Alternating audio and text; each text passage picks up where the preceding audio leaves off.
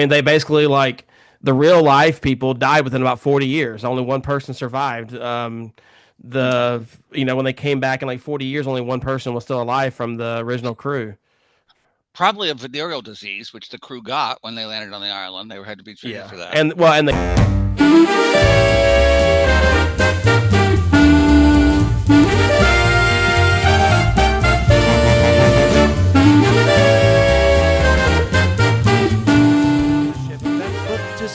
the name of the ship was the Billy O.T. The winds blew up her bow, dipped down, or below my bully boys blow. Soon may the wellerman come to bring us sugar and tea and rum. One day when the tonguing is done, we'll take our leave and go. She'd not been 2 weeks from shore when down on her a right whale bore. The captain called all hands and swore he'd take that whale in tow.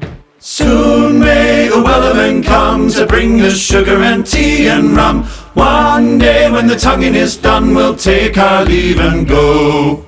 Before the boat had hit the water, the whale's tail came up and caught her. All hands to the side, harpoon and fought her when welcome she back to the dived down Chicago boat. Cinephiles podcast. I am your captain, Daniel. Joining me as always is my fellow captains, James and Steven.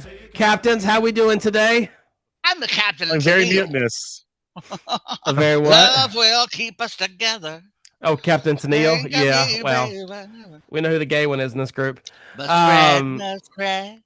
So today we are discussing Mutiny on the Bounty, the 1936 podcast. As you can see, we're on our ship. We're ready behind us.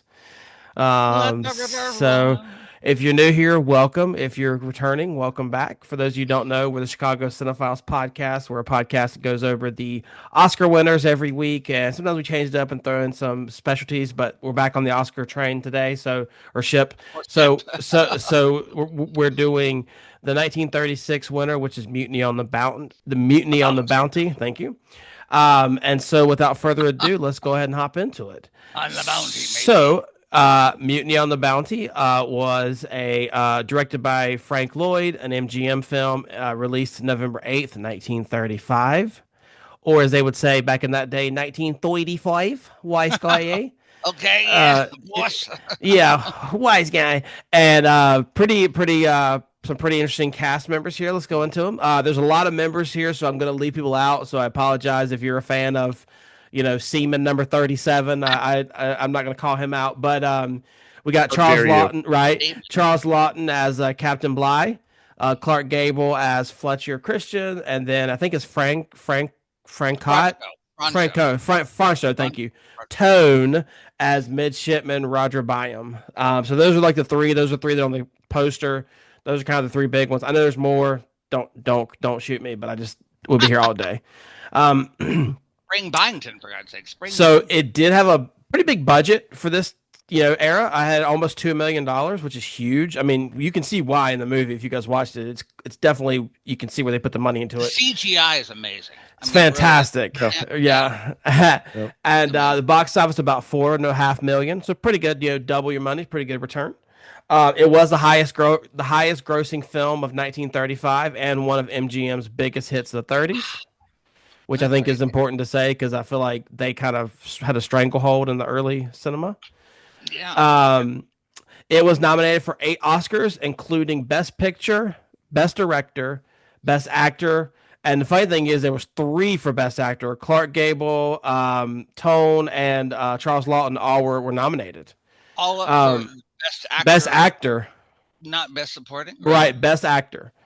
Best writing, best screenplay, best film editing, best music, and best score, but it only won Best Picture. I think we'll kind of go on that later. I think they kind of, ate themselves basically. The 3. I think the 3 voters couldn't decide, so they kind of. I think they split the vote basically. They didn't have a Best Supporting Actor yet, so that comes next year. Oh, they didn't. Oh, yeah. So yeah, next year. But to be fair, I don't even know who you put. I guess you put Byam as the supporting actor. Because, to me, Clark Gable and Charles Lawton both are pretty. But so was Byam. They were all in it pretty equally, in my opinion. Yeah. AFI did rank it in the top 100 movies, number 86, which I didn't know. It's pretty cool. And then also Captain Bligh is ranked number 19 and their top 100 heroes and villains list. right after Darth Vader and Cruella DeVille. And it's the second Oscar movie to win Best Picture that's based around a boat. Other one being Titanic. Really? So I mean, it's kind of an odd They thing. can drive the car in this one, so there you go. I mean, So you know, Mutiny sinking, She made a tomato. yeah, basically. So, all right. Without further ado, now the next step we're gonna have Stephen give us a summary of the movie, and then we will hop into what was going on in that time period. So, matey, Stephen, take it away. It's so hard not to. Do it. I just finished this, so if this isn't really good, then I'll redo it. Take two, but take one. Mutiny on the Bounty follows the journey of the HMS Bounty, a British merchant vessel that left England in 1787 on a 2-year mission to sail to Tahiti to collect and transport a large number of breadfruit plants back to England in the hope that they will become a cheap source of food for Britain's slave population. The Bounty is commanded by Captain William Bligh, a brutal disciplinarian whose volatile temper and harsh command style led to crewmen being denied the ship's substandard rations, long hours of hard labor with little or no rest, and savage floggings for even the smallest of infractions.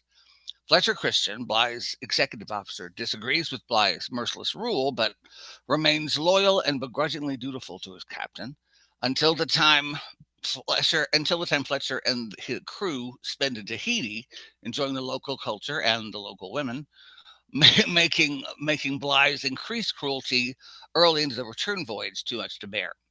Fletcher leads a mutiny, taking control of the ship and casting Bligh and most of the crew loyal to him adrift on a small vessel with minimal provisions, hundreds of miles from land.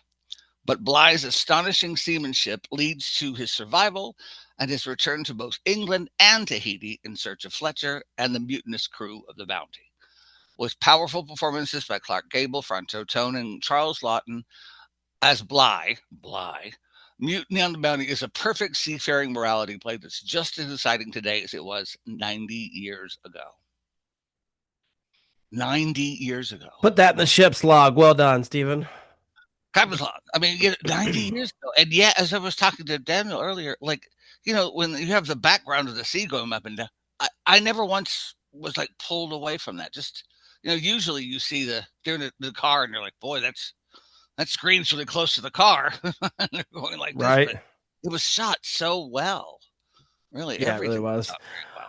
I'd also kind of add more insult to injury, breadfruit is very hard. Apparently it's very expensive even to this day. It has a very short lifespan and it only can be raised in tropical if they were trying to bring it back to England, I think they were trying to bring it back to the West Indies, but if they were trying to bring it to England, it rains here all the time and it's cold. It wouldn't have made it. It wouldn't have made it anyway. Even to this day, it's a very expensive fruit.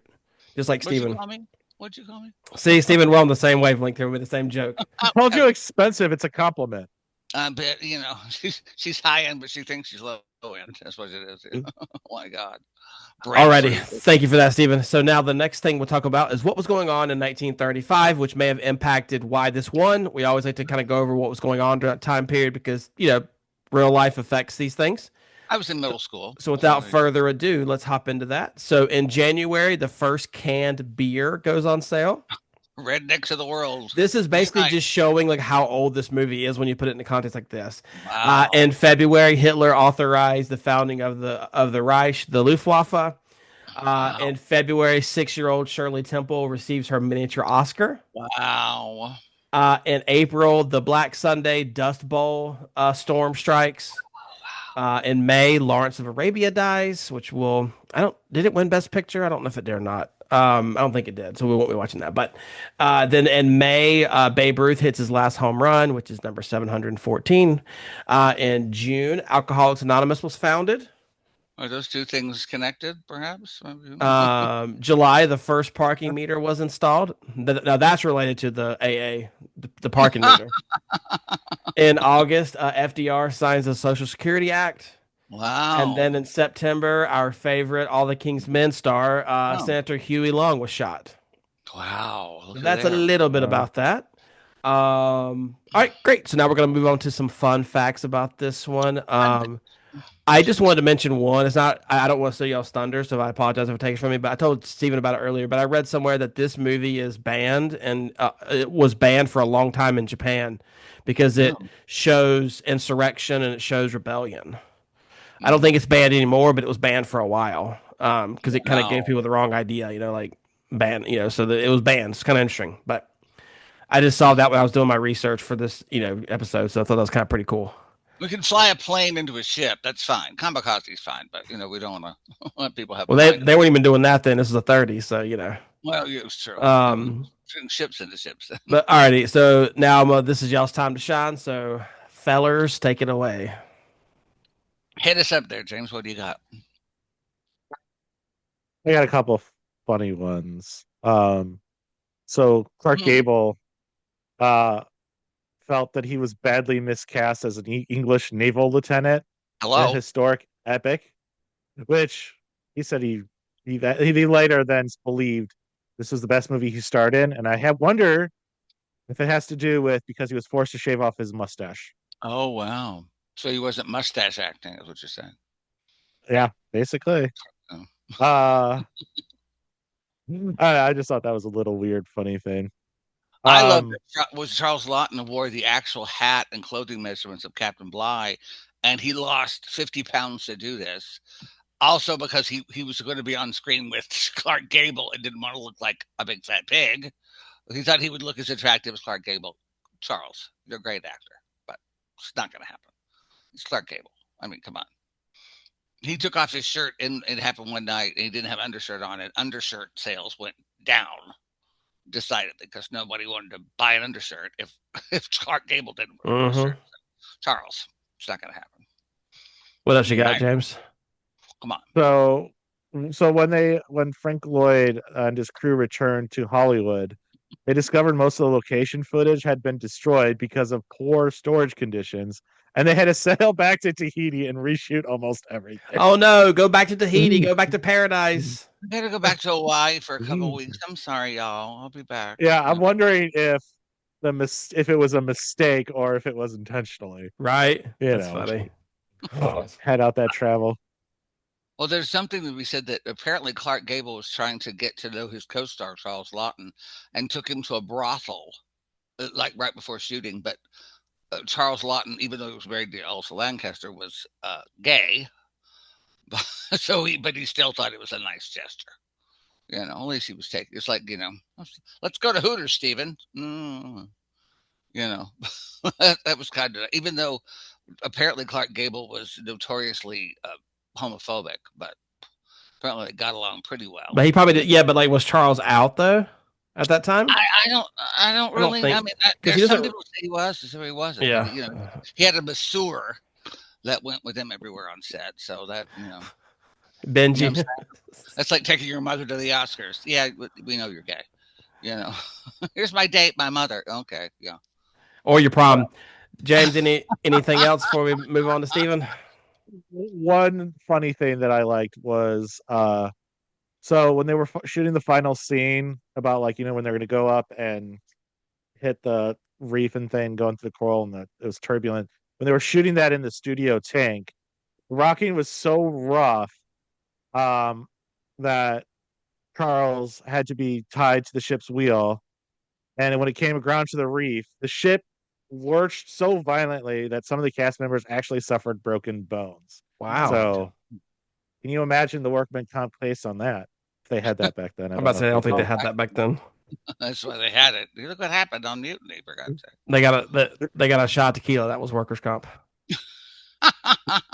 Stephen, anything you want to add to it? Charles was terrified of the ocean. He was violently seasick through a lot of the filming. Speaking of that, I'm very susceptible to motion sickness. Some of those scenes at the very beginning where you're in the boat and it's like I was like, oh my gosh. No, when you're outside the boat, looking up and I'm like, oh my gosh.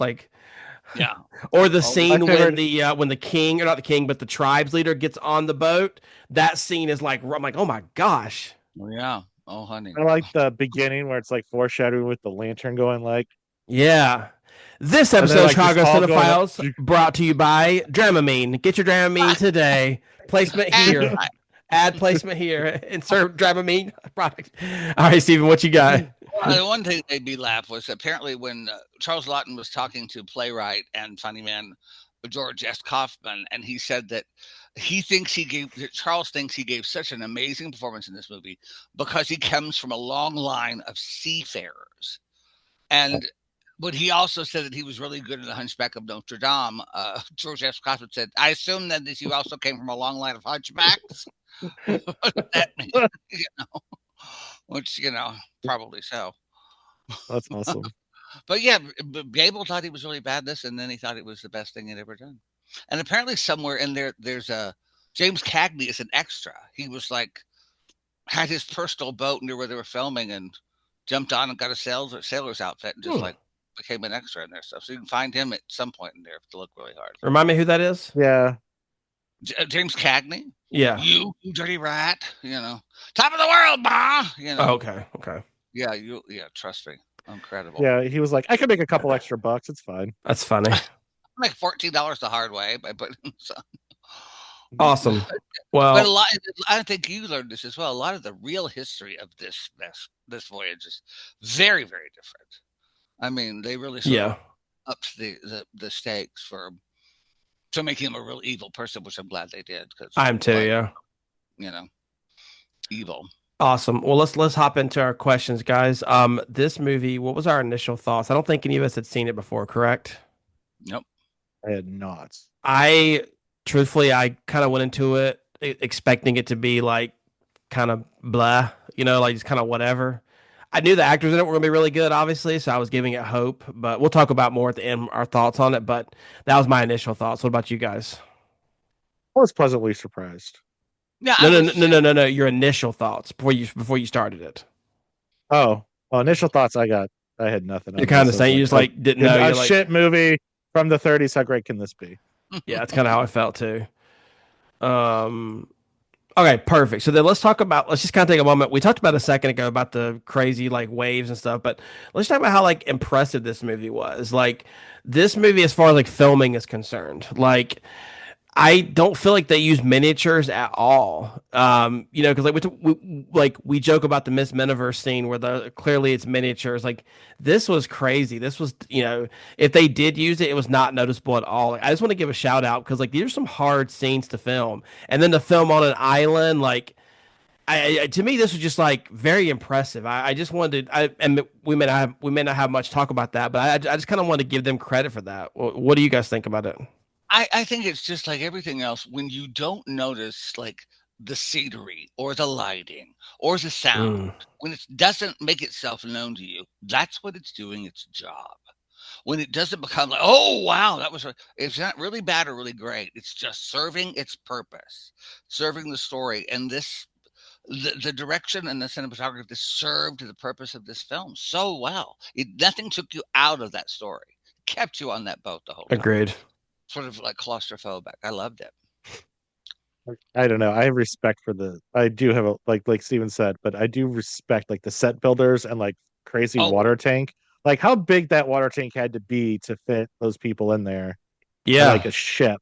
They built 2 ships of this, and one was filmed in Tahiti and one was filmed on the MGM lot, but crazy. Just the craziness of the sets and all that fun stuff. The MGM, just ship it, but UPS the damn thing for God's sake. Yeah, that's great. Yeah, no, it's very impressive, and I just it doesn't feel dated in that regard. A lot of times you can see the string hanging down, but it didn't feel dated whatsoever. So I just want to give them a shout out. 90 years for the future, but totally agree.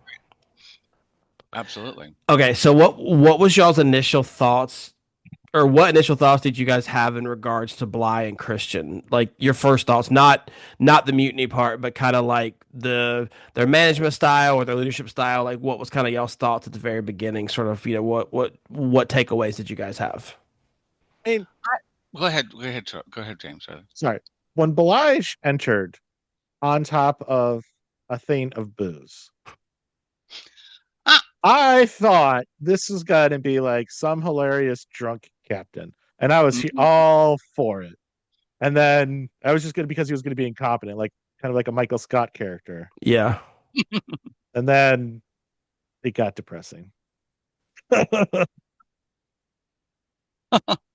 I'm not superstitious, but I am a little Little stitious. stitches. I mean, I just the only thing that really hit me so hard, and there was a moment where I think not when the doctor, the doctor doesn't die, but someone says a kind word would do more with semen than a cat of nine tails. It's just that it's that classic thought of, how to motivate people. Do you dangle a carrot in front of them, or do you hit them with a stick? Definitely a carrot person.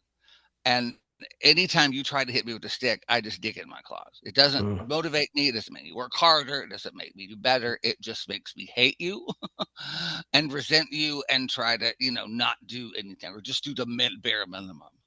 And that, he didn't really see that. I think, Christian did see that. You're not, you have to tailor your leadership style to the people you have. Some may need that kind of stick, but most of the people there, it seemed, would need a little bit of leeway.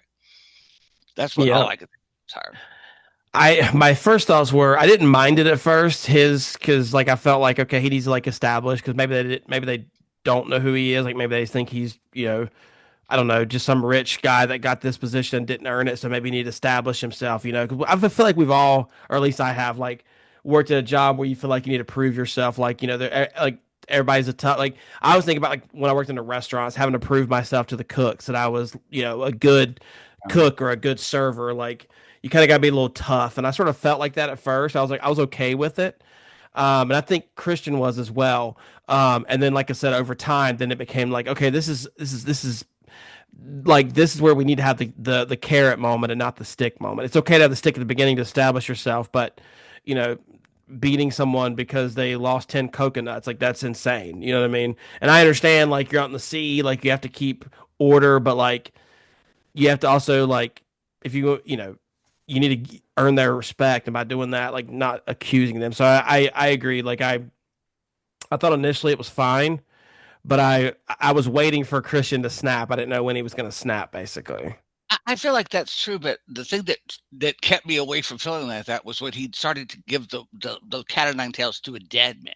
Why are you whipping a dead man and giving till he, what's left of his blood comes out? That was so over the top at the beginning. Well, I think that might have been the shock factor is what I'm saying. I think that might have them being like, this guy is serious. You know what I mean?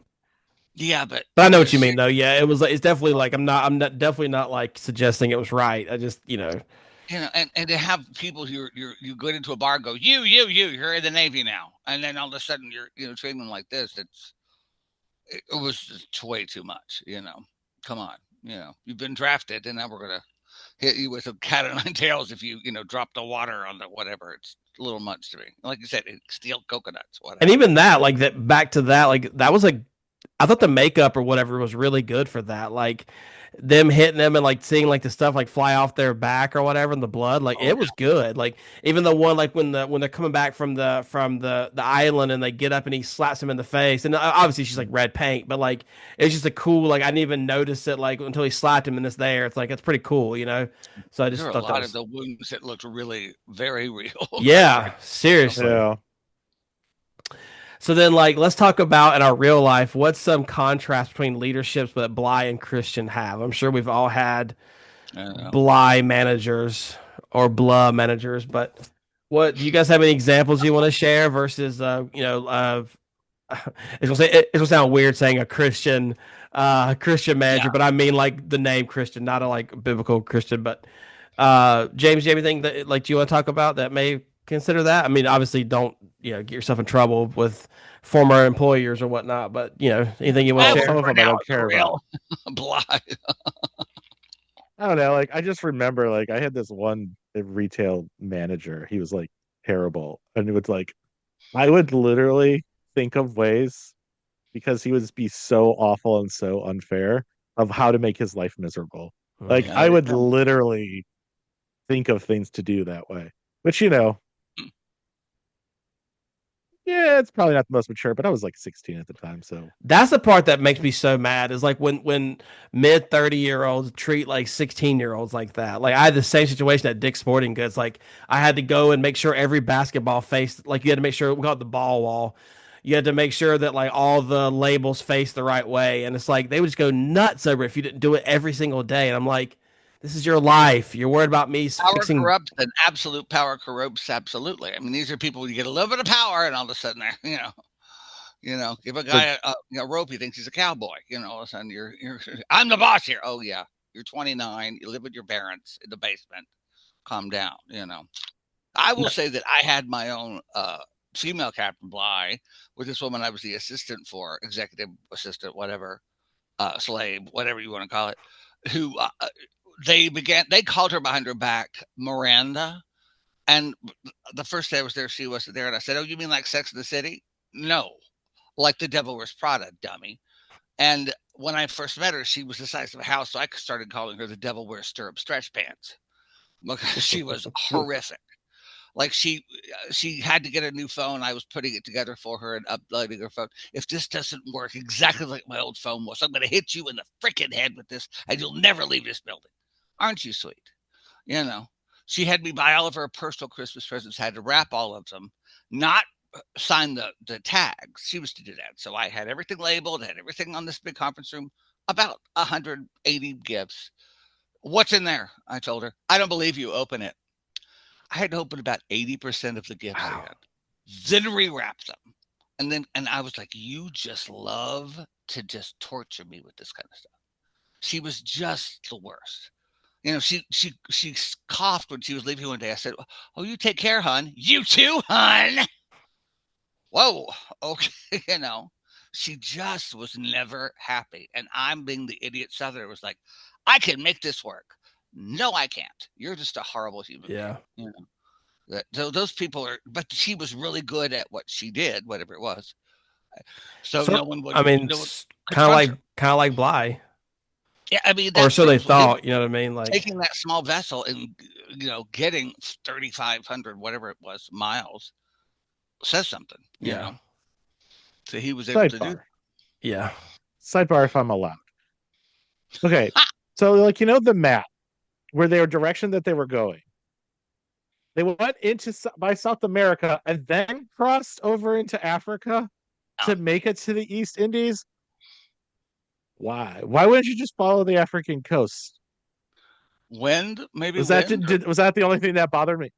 So when they were sailing, like that little picture, they went into South America, they went over into Africa, but then they have to pick, and then to the East Indies. But didn't they have to pick up the things at the West Indies or whatever? Well, I thought the breadfruit was I mean, because it's a tropical fruit, so I thought maybe they had to go there to get it. I don't know. Oh, maybe that's why. They got the fruit from the Tahiti, right? Tahiti. But that's isn't that I don't know.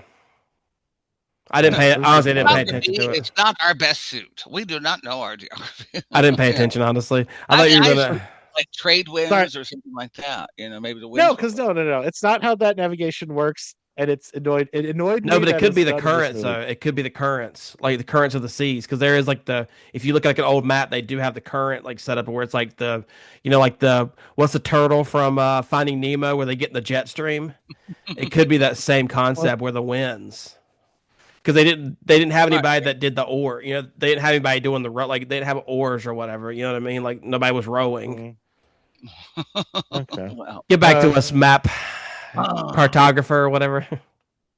Yeah, it just bothered me in the beginning because why would you go to South America and then over? Because you didn't get the breadfruit in South America, so there was no point. Where is Tahiti on the map? Tahiti is in the Pacific, so they literally went down from England to South America, then across to South Africa in Cape Town, and then went through the Indian Ocean to the East Indies, the Indians. It made no sense. And then went to Tahiti. It made no sense. That bothered me. I don't know why that bothers me so much, but it bothered me this much in this movie. Where was Charlton Heston when they needed him?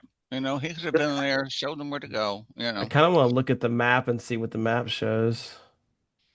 All right, it was just sorry I went down this rabbit hole, but it really, well, it also could be because isn't down there near whatever the tip of Africa, isn't that known as one of the worst places in the world for storms and stuff? So maybe they had to. They still went through it. Yeah, but maybe they had to set sail in England at a certain time so they would be through that passage during that time. I don't know. I guess it doesn't matter. That's a good point though. Find out and let us know. Yeah. All right. So then let's discuss, was the mutiny justified? Yeah. Oh yeah. 100%. Like, I'm And surprised it took them that long. Like, I don't know if if I the would have army's not going to lasted do her that job, long. we have to step in and go, look, pal, come I on. It's justified, but the reason why it took them so long is because like everything, it's fear because they know it's like signing the Declaration of Independence. You're essentially signing your death certificate by doing this, and they did. I mean, they basically like the real life people died within about 40 years. Only one person survived. When they came back in like 40 years, only one person was still alive from the original crew. Probably a venereal disease, which the crew got when they landed on the island. They had to be treated Yeah, for that. and they killed them. They killed each other too. But and then, do you guys think that Christian assumed Bligh would die? Hey, that rhymed. I mean, he came on the I'm not clean of sure. booze. I would think he would drink himself to death, but like, how did he not die? Like, it was like the energy burning. I guess evil people live forever, but God don't want them. Well, I think it's just determination too. And like scorned, you know what I mean? Like you scorn somebody, especially back then. Like you disrespect somebody like that. Like that's Yeah. One thing I wanted to point out, I told Steven about it, and this is kind of fitting right here, is the one of the really cool details that they did was, if you guys notice when he's writing in his journal, his handwriting got really like squiggly and weak at the very last one, which would make sense because he's obviously day 50 of the boat. And so it's like real squiggly. Like you can just, and I thought that was a cool touch. Like I would never have thought to do that. That was a neat touch they did. And then like honestly, whenever he saw the land, I had the same feeling that I have in Titanic when she's in the water and she's like, "Come back," and she can't blow the whistle because she's like, until she gets the whistle because like she's so tired she can't tell she's like, "Come back," and he's like, "Land," or whatever he said. Like it's the same thing. And it's like, also, it's like, would you guys have taken the chance to go to the island where they eat you? Like, I almost would have taken that chance. Like, I'm a British, officer. I can probably hold my own against these people. Like, I would almost take that chance Yeah, because you're gonna die in the sea. Like, it's crazy. Yeah, it's die one way, die the other. Like, don't you 6'7" me, James? Steven started it. God, we're That's so hip. 1767. We are so hip. It's not even crazy. Yeah, kids, be sure to like Old and slave. subscribe. And just say no. Yeah. Turn off that rock. You don't even know what that's referencing. And only you can prevent forest fires. It's 10 p.m. Do you know where your children are? Where's the beef? We had to remind our parents that we were outside when I was a kid. Oh, we do have kids. Where are they? Let's find out. So then, are you guys satisfied with the ending? Are you not entertained? And I guess maybe we can put it in twofold. Are you satisfied with Bligh's ending? No, I wanted him dead. I did too, honestly. Like, I wanted people to like shank him, like something. But no, he was just like, why did he lost a vessel? Why did he get another boat? That's what I also don't understand, to go hunt him down. Like, he lost the ship. Why would the British Navy give him another ship? That was the one part like that confused me. Because he wants to go, he has to go get his whale. He has to go, Moby Dick. I understand his motivation. Right. But why would the British Navy British do it? Yeah. Give him another ship. Money. Let's give him another ship. What the hell, But he was seafaring enough to get back. Maybe that might be it. But or maybe he tricked him and was going, told him he was going somewhere else, and then was like, just kidding. I just parked it around the corner. So just give me another one, and I'll go over there. Get those guys. But yeah, I'm like you, James. I wish they would have done him in or something. Like, make him walk the plank. Come on, bring some pirate into it. Or the cannibals eat him. Yeah, that would have been a good one. For some reason, I'm flashing on the very. Y'all have ever seen Dangerous Liaisons? You ever seen that movie with Glenn Close and John Malkovich? It ends with this person of privilege sort of losing that privilege in a very strange way, and it's just her dealing with all of that, and that's kind of what I wanted to see. I didn't necessarily want to see him receive the same kind of horrible torture and violence that he'd given to people, but I wanted to see his position taken away from him. I wanted to see him sort of realize what he had done.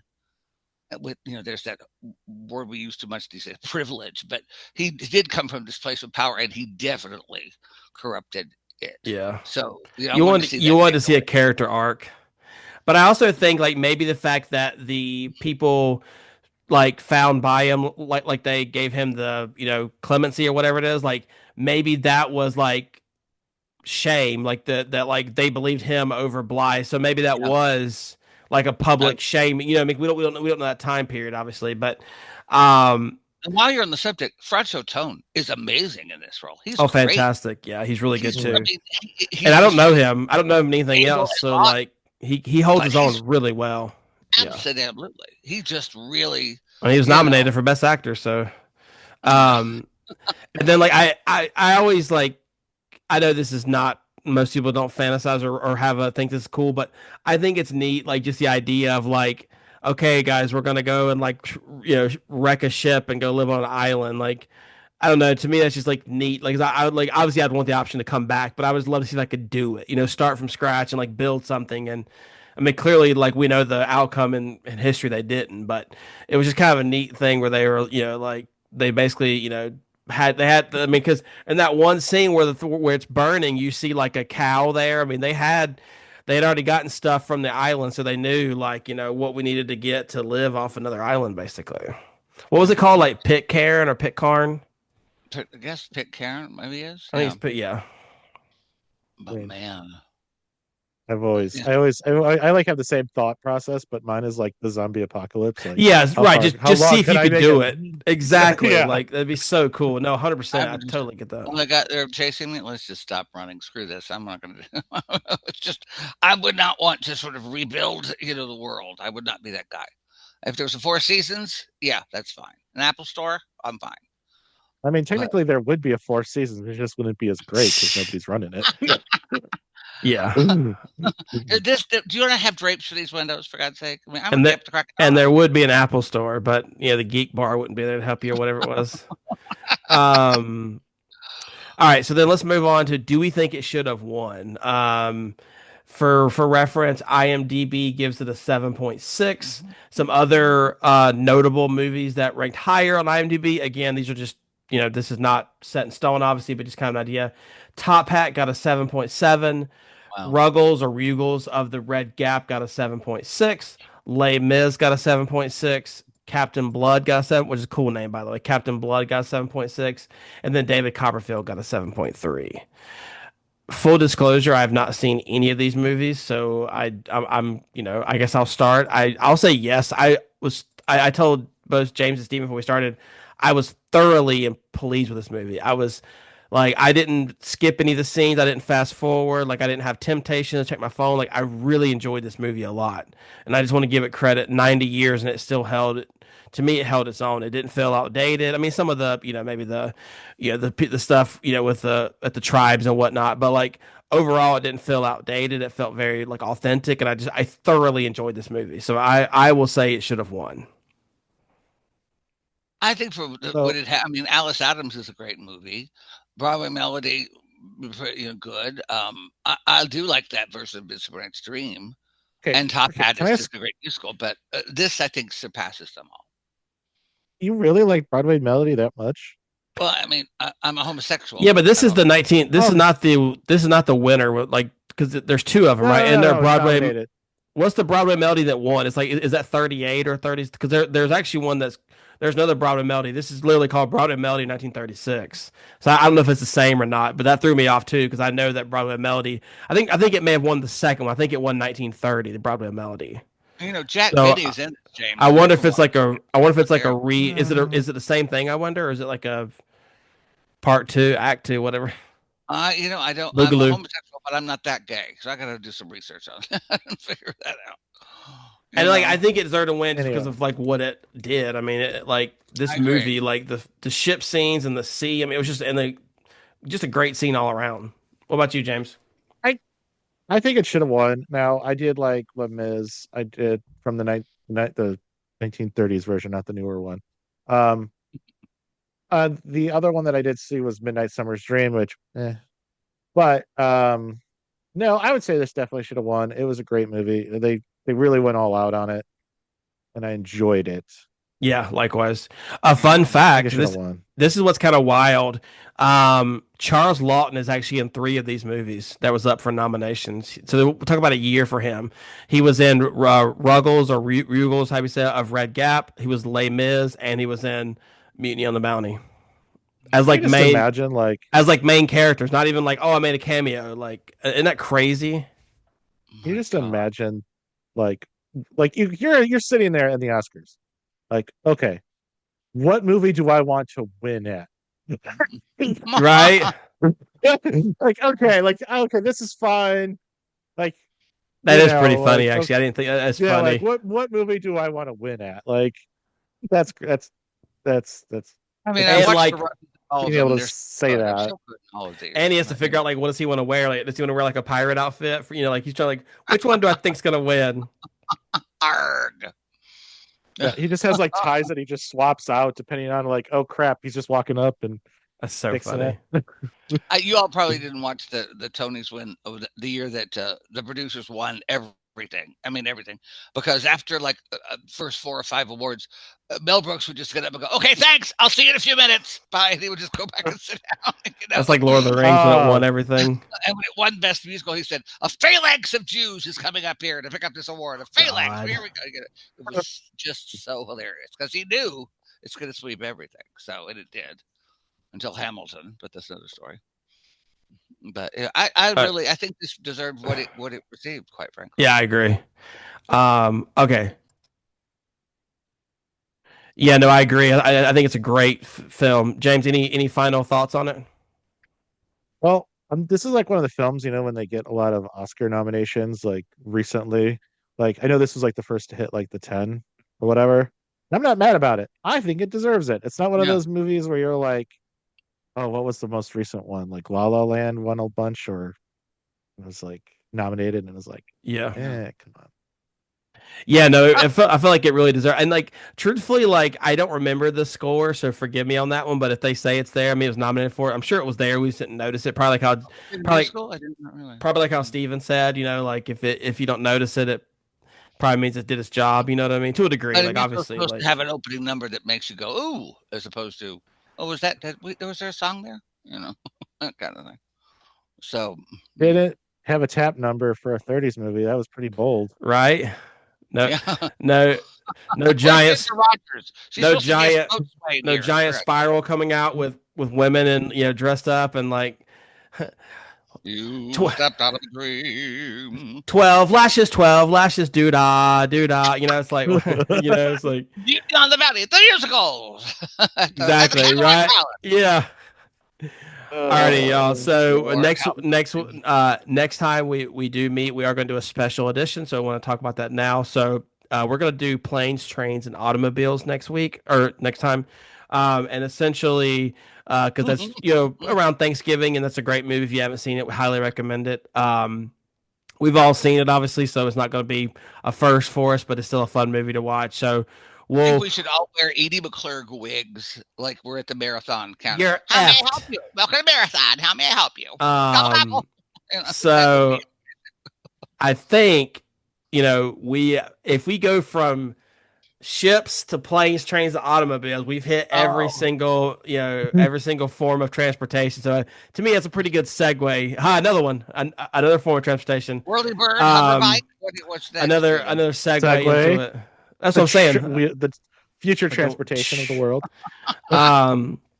But yeah, we really do appreciate it. If you guys have made it this far, how about jumping down into the comments and giving us a like and letting us know your thoughts? This is a really good movie. We highly recommend it. I think all three of us really enjoyed it. Some of these 30s movies can be hit or miss. We understand that. I thought it was a fantastic one. Highly recommend it. Fellas, anything else you guys want to mention before we dock here at the island of YouTube?